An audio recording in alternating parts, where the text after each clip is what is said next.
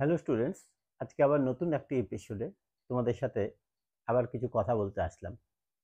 আজকে এপিসোডে শুরুতেই তোমাদের বলে দিচ্ছি, তোমরা বিভিন্ন কোশ্চিন আমাকে করেছো, সেই প্রশ্নের উত্তর দেওয়ার জন্যই মূলত আজকের এই এপিসোডটা বলতে পারো। তবে সেই প্রশ্নের শুধু উত্তর দিচ্ছি না, সাথে একটা খুব গুরুত্বপূর্ণ টপিকস নিয়েও আলোচনা রাখছি। টপিকসটা প্রথমেই বলে দিই যে মাধ্যমিকে ভালো রেজাল্ট, মাধ্যমিক তথা সেকেন্ডারিতে ভালো রেজাল্ট আমাদের করতেই হবে। কেন করতে হবে, কেন আমরা করব, আমাদের গুরুত্বটা কি? এপিসোডের প্রথম থেকে শেষ অবধি থাকো, তাহলে তোমরা নিজেই নিজেদের গুরুত্বটা বুঝতে পারবে এবং আশা করি তোমাদের পড়ার যে সক্ষমতাটা বা পড়ার যে গতিটা, সেটা এই কথাগুলো শুনলে আমার মনে হয় আরো অনেক গুণ বেড়ে যাবে। যাই হোক, তোমাদের যে প্রশ্নটার উত্তর প্রথমে দিয়ে তারপরে আমি শুরু করতে যাচ্ছি, সেটি হচ্ছে আমার বিভিন্ন কমেন্টসের মধ্যে একটা কমেন্টস এসছে দেখছি, স্যার আমরা তো এখনো পড়া শুরু করিনি, সেইভাবে মাধ্যমিক দেব, কিন্তু তার আমরা কিভাবে পড়া করব? দেখো, তোমাদের জন্য ছোট্ট একটা উত্তর বলছি আমি। বোর্ড প্রত্যেকটা সাবজেক্টের জন্য একটা নির্দিষ্ট সিলেবাস করে যে এই চ্যাপ্টারগুলো এতখানি এতখানি, এই চ্যাপ্টারের এতটা পরিমাণ পড়তে হবে, এবং স্টুডেন্টদের একটা মান্যতা দিয়ে যে একটা স্টুডেন্ট কতখানি করতে পারে, তার জন্যই এই সিলেবাসটা কিন্তু খুব বিখ্যাত ব্যক্তিরা করে থাকেন এবং অভিজ্ঞ ব্যক্তিরা এই সিলেবাসটা তৈরি করেন। এবং প্রত্যেকটা সাবজেক্টের যে পরিমাণ বিষয় পড়তে দেওয়া হয়, সেইটা কিন্তু মোটামুটি 1 বছরের মধ্যে কমপ্লিট করার কথা। অর্থাৎ তোমরা যদি সেইটাকে 1 বছরের মধ্যে না করে, কেউ খুব ভালো স্টুডেন্ট জন্যে আমি 5 মাসের মধ্যে করব, আমি 2 মাসের মধ্যে করব, তাহলে আমাকে বলতে হয় তোমাদের গোটা দিনে তোমরা কবার খাও? ধরে নিচ্ছি সকালে একবার ব্রেকফাস্ট করো, তারপরে একবার খাচ্ছ, তারপরে আবার সন্ধ্যেবেলা খাচ্ছ, আবার রাত্রিবেলা খাচ্ছ, অর্থাৎ 4 বার খাচ্ছ। এই যে 4 বার তুমি খাচ্ছ, সেইটাকে যদি 4 বারকে 2 বারে নামিয়ে আনি, তাহলে পরে তোমাদের কি হবে? হয় বদহজম হবে, আর না হলে পরে কি হবে যে তুমি দুর্বল হয়ে পড়বে, খাবার ঠিক মতো পারবে না, গোটা খাবারটা খেতে পারবে না। তাহলে পরে কি হলো, আমাদের যে জিনিসটা হলো, অর্থাৎ সিলেবাসটা যেইটা ছিল সেটাকে যদি কমপ্লিট ভাবে তুমি করতে চাও, তাহলে কিন্তু বছরের শুরু থেকেই তোমাদের পড়াটা, অধ্যয়নটা তোমাদের শুরু করা উচিত। এইটা যদি প্রথম থেকে শুরু করো, তোমার উপর চাপও পড়বে না, অবলীলাক্রমে তুমি সিলেবাসটাকে কমপ্লিট করতে পারবে এবং ভালো রেজাল্ট করতে পারবে। এটা আমি তাই ডিটেলসে বলার জন্যই এই কথাটা আমি বললাম। এইবার বলছি, তাহলে তোমরা সেইটা বুঝেই, তোমরা যারা এখনো শুরু করেনি, তবে সব কথারই একটা কথা বলতে হয় যে কোনো সময় কিন্তু তোমরা হোপলেস হবে না। যে কোনো মুহূর্তেই শুরু করে অনেক কিছুই করে দেওয়া যায়। 15 দিনে আমরা তো নেতাজিকে উদাহরণ হিসেবে দেখেছিলাম। নেতাজি কতদিন শুরু করেছিলেন? আইসিএস পরীক্ষায় তখন ইন্ডিয়ান সিভিল সার্ভিস ছিল, সেই পরীক্ষাতে তিনি পাস করে গিয়েছিলেন। সুতরাং আমরা, নেতাজি যদি পারে আমরাও পারতে পারি, এটা ভেবে নেওয়ার কোনো কারণ নেই যে আমরা পারি না। তাই বলছি, যারা এখনো শুরু করেনি তারা এই মুহূর্ত থেকেই শুরুটা করে দেয়। নেক্সট, এবার আমরা যেটা বলতে যাচ্ছি, যে বিষয়টা নিয়ে আজকে আলোচনা করছি, দেখো আমাদের জীবনের সবচেয়ে প্রথম গুরুত্বপূর্ণ পরীক্ষা হচ্ছে সেকেন্ডারি এক্সামিনেশন, তথা আমাদের কাছে মাধ্যমিক পরীক্ষা। আইসিএসসি বোর্ড বা সিবিএসসি বোর্ড যারা আছে তাদের কাছে সেকেন্ডারি এক্সামিনেশন একই কথা। এটা মাধ্যমিক বা মাধ্যমিক সমতুল্য পরীক্ষা বলা হয়, সবার ক্ষেত্রে এই কথাটা প্রযোজ্য। আমাদের দেখো, স্কুলের গণ্ডির বাইরে প্রথম আমরা যে পরীক্ষাটা দিয়ে যাচ্ছি সেটা হচ্ছে মাধ্যমিক পরীক্ষা। এবার প্রশ্ন দাঁড়াচ্ছে, মাধ্যমিকে আমাদের কেন ভালো রেজাল্ট করতেই হবে, আমি করতেই, এই যে জোরটা কেন দিচ্ছি, সেইটাই আজকের আলোচনার বিষয়।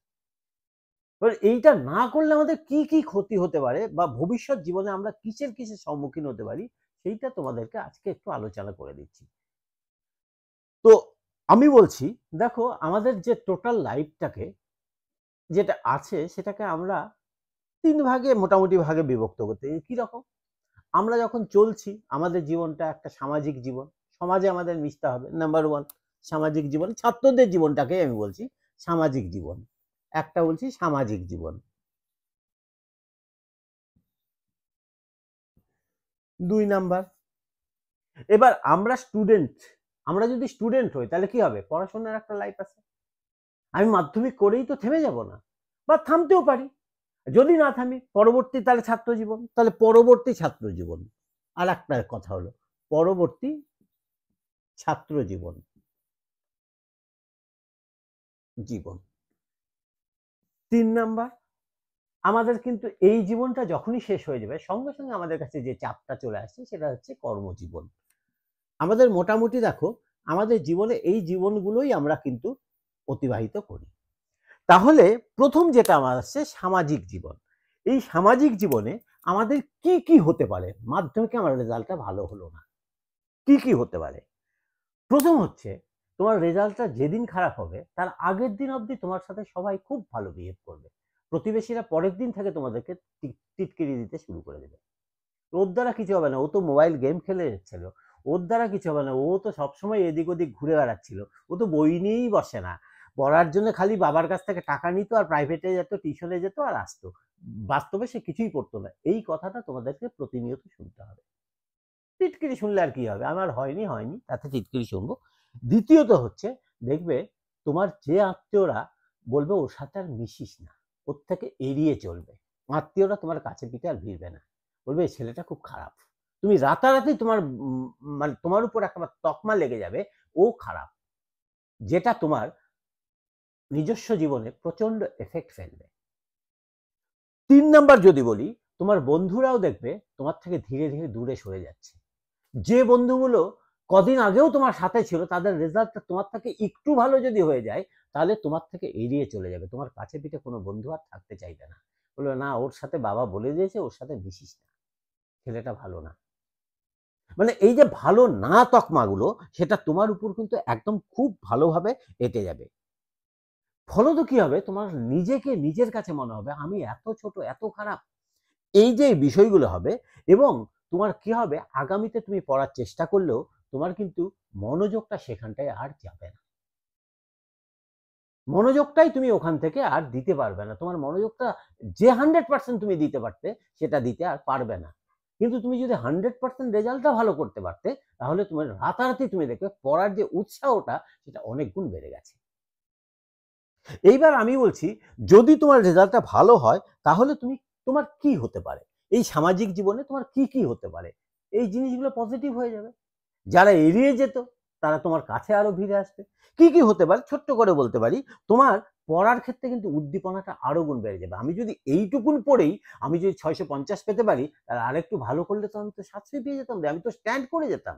তোমার তখন মনে হবে যে হ্যাঁ আমি স্ট্যান্ড করতে পারি। সেই জন্য বলছি তুমি আজকেই পড়াশোনা করো। দ্বিতীয়ত হচ্ছে তোমার যদি রেজাল্টটা খুব ভালো হয় তুমি অন্যের কাছে, তুমি পড়োশীদের কাছে, যে পড়োশীরা তোমাকে ওই এড়িয়ে যাচ্ছে টিটকিরি কাটছে ঠিক সেই পড়োশীদের কাছেই তুমি রাতারাতি আইডল হয়ে যেতে পারো। দেখ তো ওই ছেলেটাকে দেখ, ও এত কষ্ট করার পরেও সে এতটা ভালো রেজাল্ট করেছে, বারবার এটা আসবে তোমার কাছে। অর্থাৎ তুমি অন্যের কাছে আইডল হবে। তোমার কাছে সবাই তখন পরামর্শ নিতে আসবে, ভাই তুই কিভাবে পড়লি একটু বল না, আমাদেরকে একটু টিপস দে না।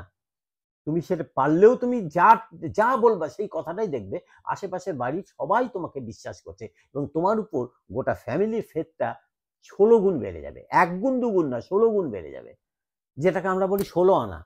সবাই তোমার উপর তখন ফেথ করতে থাকবে এবং বাবা মা বলবে হ্যাঁ এর প্রতি ইনভেস্ট করা যেতে পারে, অর্থাৎ পড়াশোনার জন্য যা বলছে সেটা শোনা যেতে পারে, একে আরো বেশি ভালো পড়াশোনা করানো যেতে পারে। নেক্সট নেক্সট আমি আসছি পরবর্তী ছাত্র জীবন। এই যে এটা হয়ে গেল তোমার সামাজিক জীবন, এরপরে পরবর্তী ছাত্র জীবন, এটা কি হতে পারে তোমার পরবর্তী ছাত্র জীবন। অ্যাকচুয়াল তোমরা কতগুলো বিষয় একটু চিন্তা করো যে আমার রেজাল্টটা খারাপ হলো, রেজাল্টটা খারাপ হলে আমরা এবার আমাদের কি হতে পারে।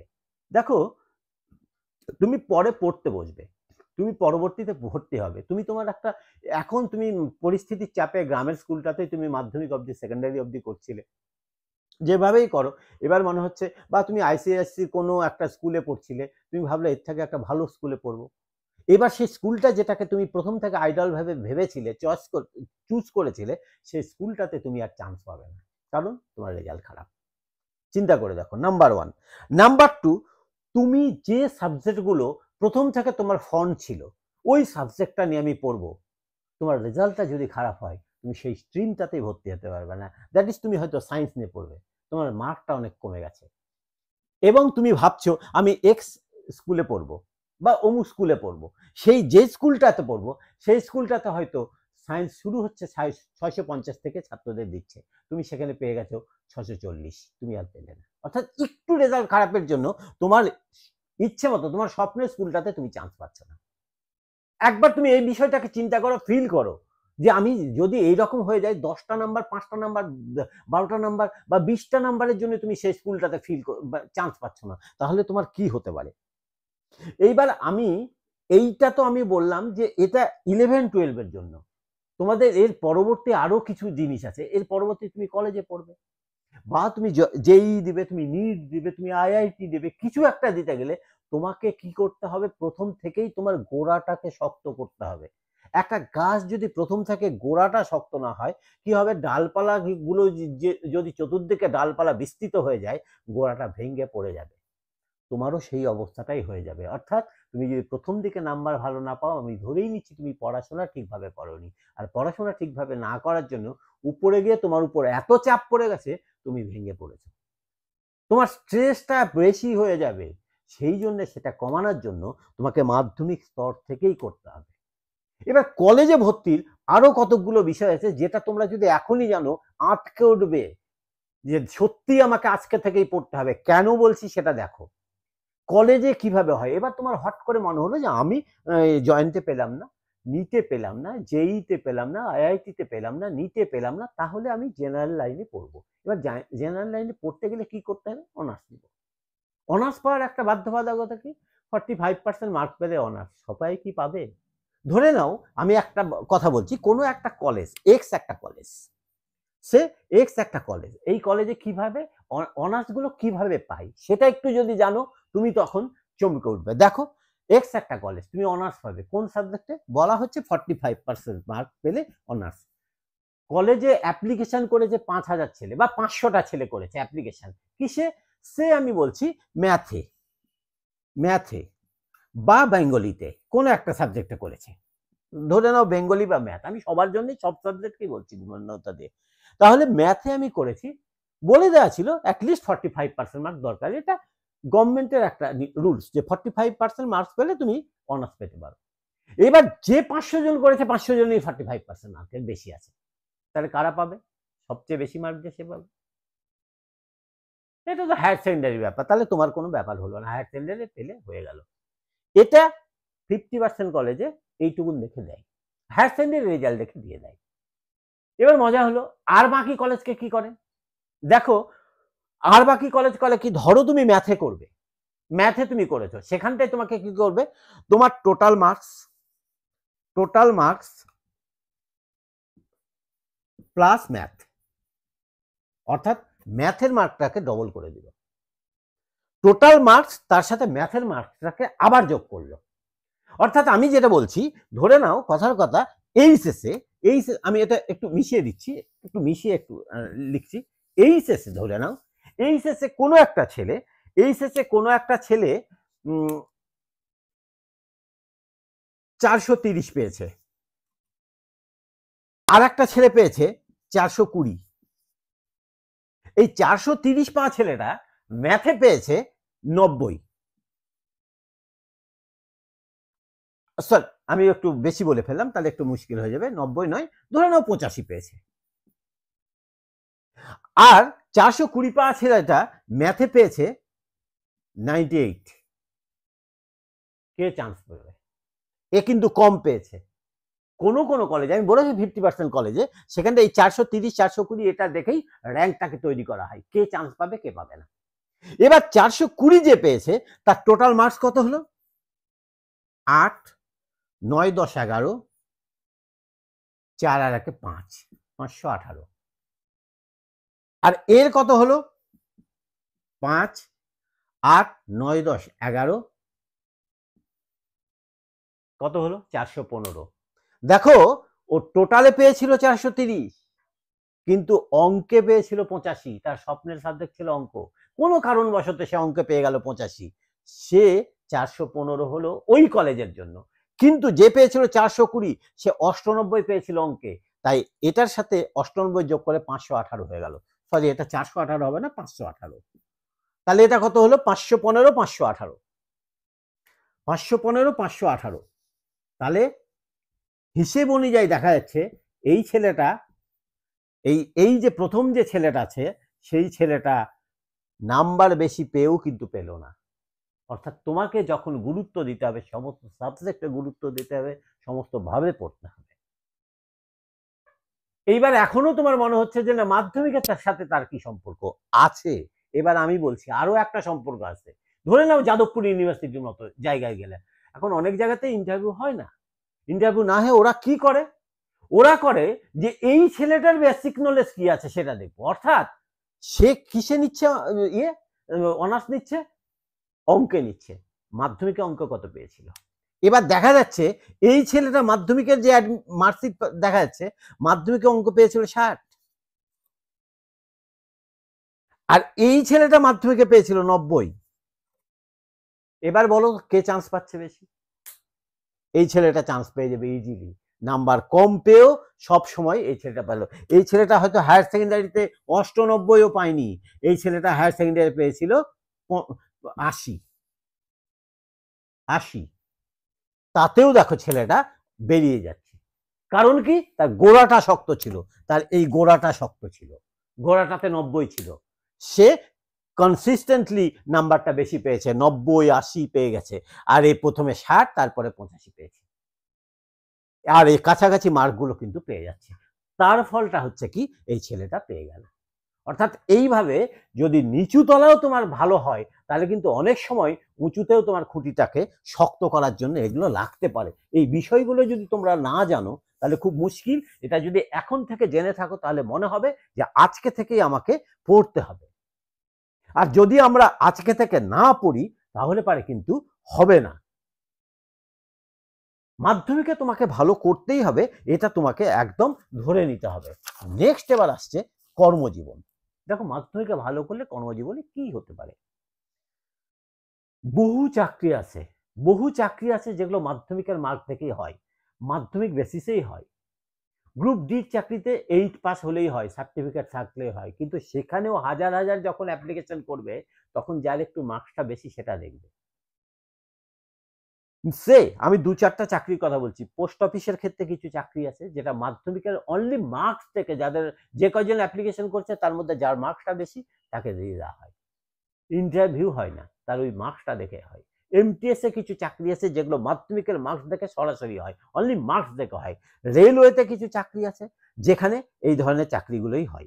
এইভাবে চাকরিগুলো মার্কস থাকলে পারে সুবিধাটা অনেক বেশি পাবে। গ্রুপ ডিতে মার্কস থাকলে বেশি সুবিধা পাবে। সেই মার্কসটা সেকেন্ডারি মার্কস, সেই মার্কসটা মাধ্যমিকের মার্কস। আমরা প্রথম দিকেই এখন থেকেই বলে দিতে পারি না। আমি সমস্তদের জন্যই বলছি, সবসময় ভালোদের কথাই বলছি তা বলছি না, খারাপদের জন্য বলছি, যারা নিজেদেরকে ভাবছো খারাপ তাদের জন্যও বলছি। তোমাদের জন্যও তো কিছু একটা সামনে বিস্তৃত একটা স্থান আছে। তাদের ক্ষেত্রে মাধ্যমিকের এই মার্কটা যদি খুব বেটার করতে পারি তাহলে তার পরবর্তী জীবনে যদি কোনো কারণবশত যে কোনো সময় যে কোনো ঝঞ্ঝাট আমাদের জীবনে আসতে পারে, সেগুলো অতিক্রম করে আমরা খুব ভালো একটা রেজাল্ট যদি মাধ্যমিকে করতে পারি তাহলে পরে নিঃসন্দেহে বলতে পারি আগামী জীবন তোমার অনেক সুখকর হবে। লাস্ট আমি বলছি, মার্কস ভালো থাকার অর্থ তুমি, আমরা ধরে নিচ্ছি যে সেই ক্লাসটাই অর্থাৎ মাধ্যমিক বা সেকেন্ডারিতে তুমি অনেক ভালোভাবে পড়েছিলে, আর ভালোভাবে পড়ার ফলে তোমার সেই ক্লাসের সিলেবাসটা ভালোভাবে হয়েছিল। আর সিলেবাসটা যদি ভালোভাবে হয়ে থাকে তাহলে পারে তোমার গোড়াটাও যথেষ্ট করে শক্ত হয়েছিল। সুতরাং গোড়াটাকে যদি শক্ত তুমি করতে চাও এবং আগামীতে যদি তুমি তোমার স্ট্যান্ড করতে চাও, তোমার কাঙ্ক্ষিত সাবজেক্ট তুমি পড়তে চাও, তুমি যেই নিট বা আইআইটি এগুলোতে চান্স পেতে চাও, মাধ্যমিকে ভালো রেজাল্ট করতেই হবে। যদি তুমি না করো তাহলে আগামীতে পস্তাতে হবে তোমাকেই। এবং সব সময় আমি যে কথাটা বলে থাকি সেটা আবারও মনে করে দিচ্ছি যে পড়াটা হচ্ছে এমন একটা বিষয় যেটার ভাগ কিন্তু তুমি অন্য কাউকে দেবে না। বাদবাকি তোমার বাড়িতে যত কিছু আছে, তোমার জামা থেকে শুরু করে তোমার জমি জমা, টাকা পয়সা সবকিছুর ভাগ কিন্তু তুমি জেনে থেকো অন্য কাউকে দিতে হতে পারে, তোমার ভাই বোন দাদা দিদি সবাইকে দিতে হতে পারে, কিন্তু তোমার পড়াশোনার ভাগটা কেউ নেবে না, এটা তোমার একক সম্পত্তি। তাই এইটা এমন একটা জিনিস যেটাতে তুমি আজ থেকেই যদি পুরোপুরিভাবে নিয়োজিত না হতে পারো তাহলে কিন্তু তোমাকে পস্তাতে হবে, এবং সেটা করতে হবে সেকেন্ডারি পর্যায়ে, অর্থাৎ মাধ্যমিকেই তোমাকে ভালো করতে হবে। ডেফিনিট তুমি যদি মাধ্যমিকে ভালো করো, আমি এইটুকুন তোমাদেরকে আশ্বস্ত করছি আগামী জীবনও তোমাদের রেজাল্ট অনেক অনেক অনেক গুণ ভালো হবে। আশা করি তোমাদের এই উপদেশটা মনে থাকবে। আর আমার ভিডিওগুলো কেমন লাগছে, যদি তোমাদের ভালো লেগে থাকে তোমরা অন্যদের শেয়ারও করবে, এবং তোমাদের আরও কিছু বিষয় যদি জানার থাকে তাহলে সেটা বলবে। এবং আগামী দিনে আমার যে ভিডিওটা আসছে সেটা মাধ্যমিকে ভালো রেজাল্ট করতে হলে তোমাদের কি কি করতে হবে সেটা আমি ডিটেলসে আলোচনা করব। ধন্যবাদ।